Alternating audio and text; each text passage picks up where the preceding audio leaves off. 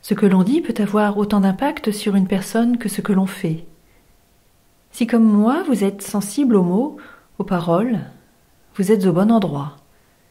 Je suis Doriane Boyer, passeuse de sons, de mots, de sens et accompagnatrice en changement de vie. À partir de citations, je vous invite à vous laisser inspirer par les mots afin qu'ils puissent vous apporter un autre regard sur la vie.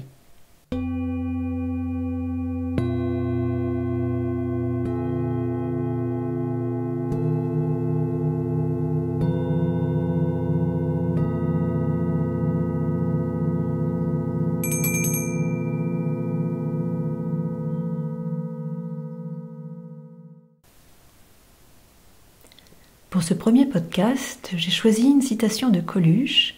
« La vie mettra toujours des pierres sur ton chemin. À toi de décider si tu en fais un mur ou bien un pont. » Pourquoi avoir choisi cette citation ? Tout simplement parce qu'elle me parle énormément et parce que je la trouve assez représentative de mon histoire. Pour ceux qui ne me connaissent pas encore, j'ai eu à 40 ans un cancer du côlon, qui était déjà bien avancé, puisqu'il était arrivé au stade 3 quand il m'a été diagnostiqué. Et ma première réaction, au tout début, a été la même, j'imagine, que toutes les personnes qui apprennent ce genre de nouvelles. Je me suis retrouvée devant un mur.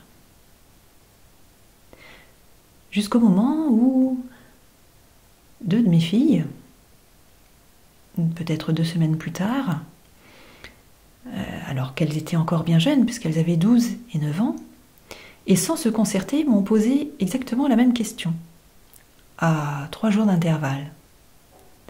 Elles m'ont dit « Mais maman, Papinou, il a eu cette maladie-là, et toi tu l'as aussi. Mais alors, nous aussi on peut l'avoir ?» Ça a été un électrochoc.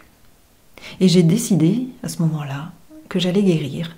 Quoi qu'il arrive, peu importe ce que les médecins pouvaient me prédire, j'allais de toute façon guérir, parce qu'il était hors de question que l'histoire se répète et que mes filles vivent ce que moi j'étais en train de vivre.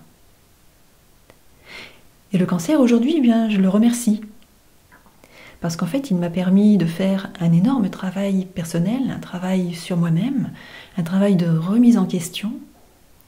Il m'a permis de changer différents aspects de ma vie, et notamment au niveau professionnel, pour aujourd'hui avoir une vie qui me semble un peu plus alignée, en tout cas qui me correspond beaucoup plus. Alors à partir de cette citation, on peut se demander, eh bien, quand une pierre arrive sur le chemin de notre vie, qu'est-ce qui fait que on va ressentir comme un blocage, comme si on était face à un mur, ou bien plutôt l'opportunité d'aller vers autre chose.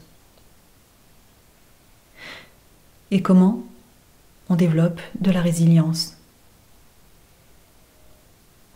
Alors la vie, c'est une succession d'événements que l'on peut qualifier de bons ou de mauvais, de positifs, de négatifs, d'agréables ou de désagréables.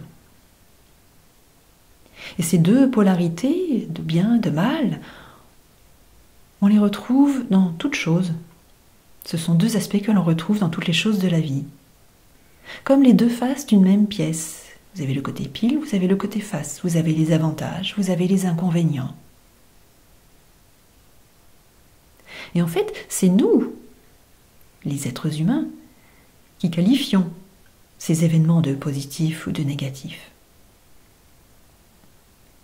Tout est une question de perception. Alors vous allez me dire, Doriane, elle est bien gentille, mais il y a quand même des moments, des situations où c'est très difficile de voir le côté avantageux. Je pense notamment aux périodes de deuil, quand on a perdu un être cher, ou bien quand on est dans un pays en guerre. Alors laissez-moi vous raconter l'histoire de Manjit. Manjit, j'ai fait sa connaissance il y a quelque temps de cela, mais je l'ai connu assez brièvement. Mais son histoire, elle m'a laissée vraiment admirative.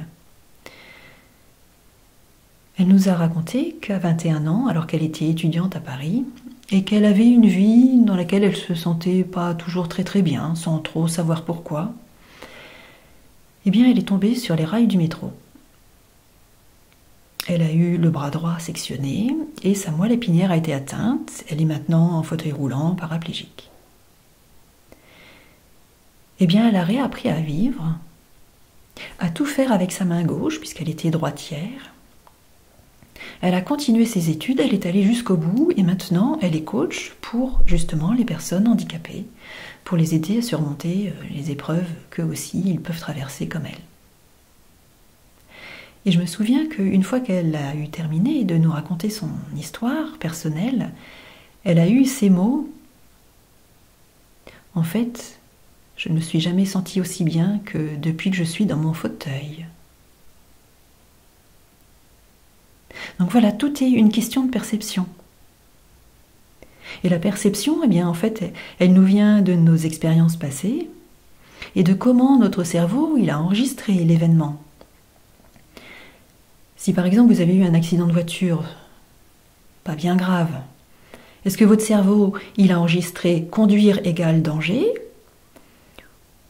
Ou bien est-ce qu'il a enregistré conduire c'est pas grave, on peut faire des erreurs, on fera mieux la prochaine fois? La perception, elle vient aussi de notre éducation, de ce que nos professeurs ont pu nous apprendre, de ce que notre famille nous a inculqué. La perception, elle vient également de la société. Elle vient de notre environnement direct, du lieu où l'on vit quand on est enfant. Car tout cela, ça va avoir un impact énorme sur notre façon de voir les choses, sur les habitudes que l'on va prendre, sur les réactions que l'on va pouvoir avoir, sur les schémas de pensée qu'on va pouvoir développer. Et selon toutes ces habitudes que l'on va prendre, toute cette personnalité que l'on va développer, eh bien, on va pouvoir avoir plus ou moins de résilience. Et la résilience, elle se développe au quotidien. Alors, bien, pour la développer, pour moi, le premier pas, lorsqu'il nous arrive ce que l'on peut appeler une tuile dans la vie de tous les jours, un événement difficile à vivre, le premier pas à faire, c'est tout d'abord de s'observer et d'observer ses pensées. Est-ce que on est du genre plutôt optimiste?